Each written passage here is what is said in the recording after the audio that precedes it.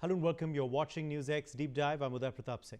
You might have come across goods container trains with CONCOR written in bold across. These shipments containers are handled by the Container Corporation of India. Container Corporation of India is a government-owned company that provides containers for freight transport and logistics services, primarily using the railway network, along with road transport and port connectivity.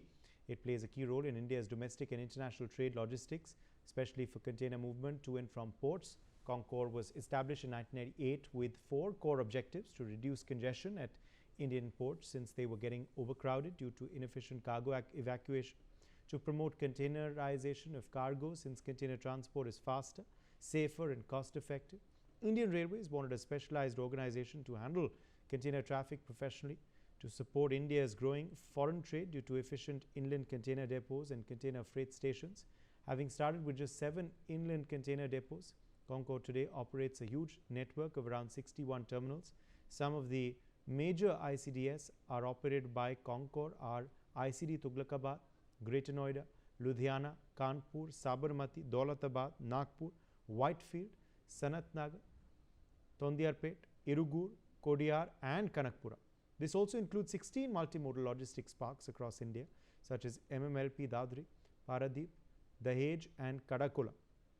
On 20th November 2019, the Cabinet Committee on Economic Affairs, chaired by Prime Minister Narendra Modi, approved strategic disinvestments in central public sector enterprises. This includes disinvestments of Concor in the Government of India shareholding of 30.8% out of the 54.8% equity held by the Government of India, along with transfer of management control to a strategic buyer. It's important to note that Concor is a highly profitable organization.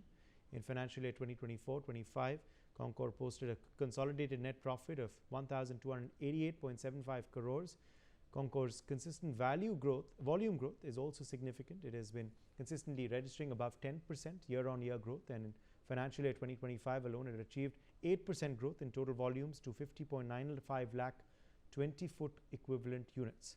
But on 29 July 2025, the government put the privatization of Container Corporation of India on the back burner. The reason given was concerns from Railway Ministry and investors. Why? Well, let's understand how. Railways operate CPSUs. Most railway CPSUs remain majority government owned, enjoy assured access to the railway business, and face limited competitive pressure.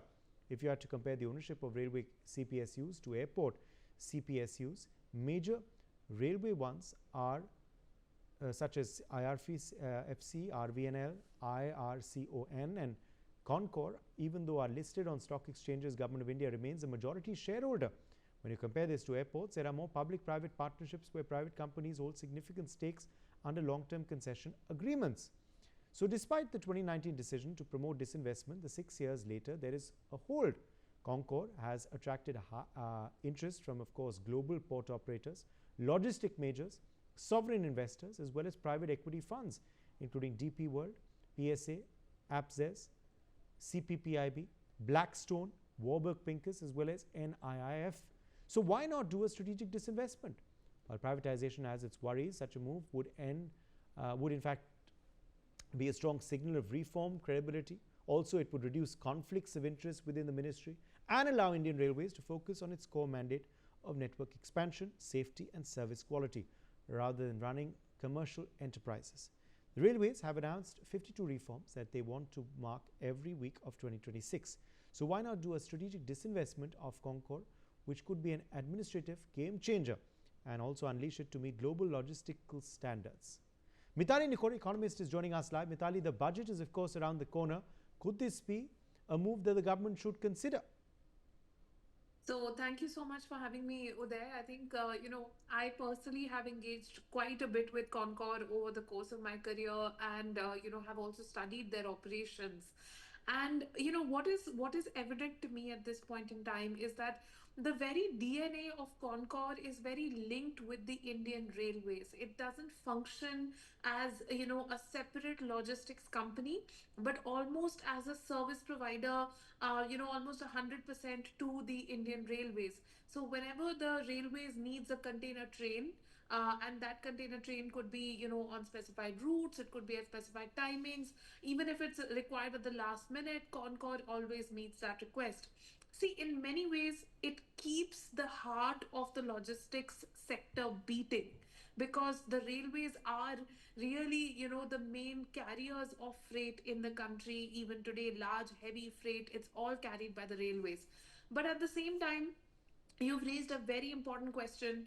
Should the Concor, now at least be looking at disinvestment, and can we bring in some private capital to start improving operations and making it more of a market focused entity? Yes, also, of course, why would a disinvestment such as this help the Indian Railways? So at this point in time, first of all, the Indian Railways, in its way of functioning, always functions almost to serve just the passengers and not the freight segment. The freight segment, I mean, passenger rail is heavily subsidized in our country. It is one of the only ways in which the poor can actually commute. But if we look at, the operations of the Indian Railways, they are completely subsidized by freight. This entire subsidy on the passenger comes from excess charging of logistics cost on freight. As a result, what we find is any light cargo, any high value cargo, any cargo which is sort of, can afford it, is actually preferring to go by road rather than by railways.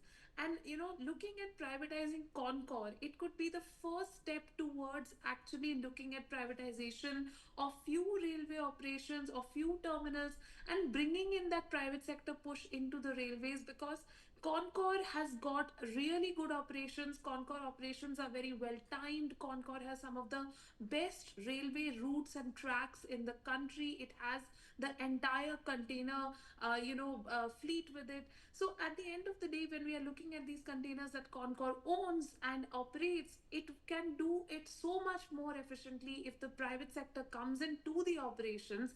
But right now, it is not doing so because it is very dependent on the railways operations and schedule. Okay. And finally, then, this, of course, is one disinvestment that the government should consider. What about other disinvestment as well? Do you believe that is something that should be a focus this budget?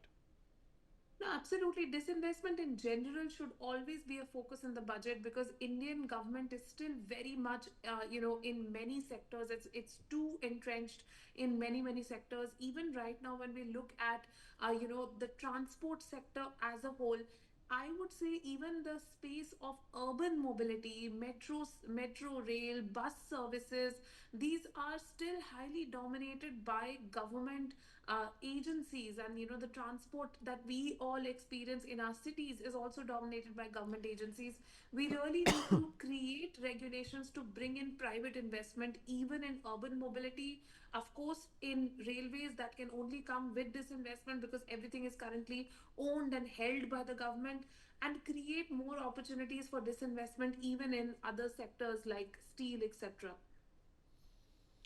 All right. Appreciate you joining us, Mithali Nikore, with your perspective on this segment.